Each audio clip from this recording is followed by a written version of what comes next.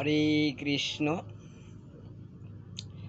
যে সমস্ত ব্যক্তি দীর্ঘদিন থেকে নিরামিষ খাচ্ছে, বা যারা কখনো জীব হত্যা করে নাই, বা যারা কখনো কোনো পাপ কাজ করে নাই,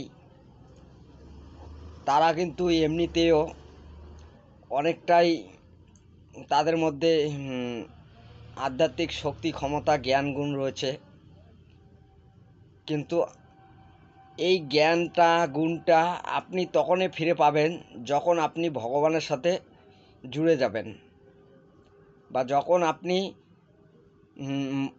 দীক্ষা নেবেন বা গুরু করবেন, বা আধ্যাত্মিক যে কর্ম সেটার সাথে যখন আপনি জুড়ে যাবেন, তখন কিন্তু আপনি যে দীর্ঘদিন ধরে নিরামিষ খাচ্ছেন, বা আপনি কোনো জীব হত্যা করেন নাই, বা আপনি কোনো পাপে লিপ্ত হন নাই, তখন কিন্তু সেই সমস্ত যে কর্মগুলো আপনি করেছেন, সেই কর্মগুলোর ফল কিন্তু আপনি পাবেন যদি আধ্যাত্মিক বা গুরুর সাথে আপনি যদি যুক্ত হয়ে যান।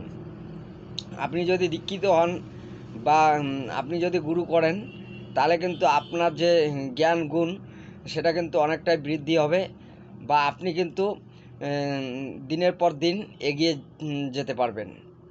তাই আমি বলবো যে আপনারা যারা দীর্ঘদিন ধরে নিরামিষ খাচ্ছেন, বা আপনারা কোনো জীব হত্যা করেন নাই, বা আপনারা কোনো পাপ কাজে লিপ্ত হন নাই, বা আপনার উপরে অনেক রকম আধ্যাত্মিক চাপ আসছে, বা আপনারা অনেক দুঃখ, কষ্ট, জ্বালা যন্ত্রণা ভোগ করছেন, তাই আমি বলবো যে আপনারা অবশ্যই গুরু করবেন। আর আপনাদের ক্ষতি করার মতো কারো হিম্মত থাকবে না, বা আপনাদের ক্ষতি কোনো দিনে আধ্যাত্মিক কোনো অশুভ শক্তি দ্বারা আপনার কোনো ক্ষতি হবে না। আপনার মধ্যে অনেক শক্তি, ক্ষমতা, জ্ঞান গুণ রয়েছে।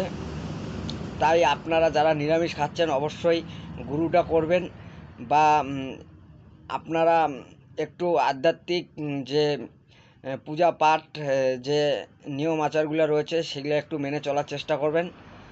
আপনাদের মধ্যে অনেক শক্তি, ক্ষমতা, জ্ঞান গুণ রয়েছে, আপনারা হয়তো জানেন না, কিন্তু যারা আধ্যাত্মিক লাইনে রয়েছে তারা কিন্তু অনেকে এই বিষয়গুলো জানে। অর্থাৎ আপনি যেরকম কর্ম করবেন আপনাকে ওরকম ফল ভোগ করতে হবে, বা আপনি ওরকম ফল পাবেন, বা আপনার ওরকম শক্তি, ক্ষমতা থাকবেই। তাই আপনি যদি নিরামিষ খান, আপনি যদি কোনো জীব হত্যা করেন নাই, পশু হত্যা করেন নাই, তাহলে কিন্তু আপনার মধ্যে অনেক শক্তি, ক্ষমতা, জ্ঞান গুণ রয়েছে, বা আপনি যেটা করবেন ওটাই কিন্তু হবে। তা হরে কৃষ্ণ। আমার কথা যদি ভুল ত্রুটি হয় ক্ষমা করবেন।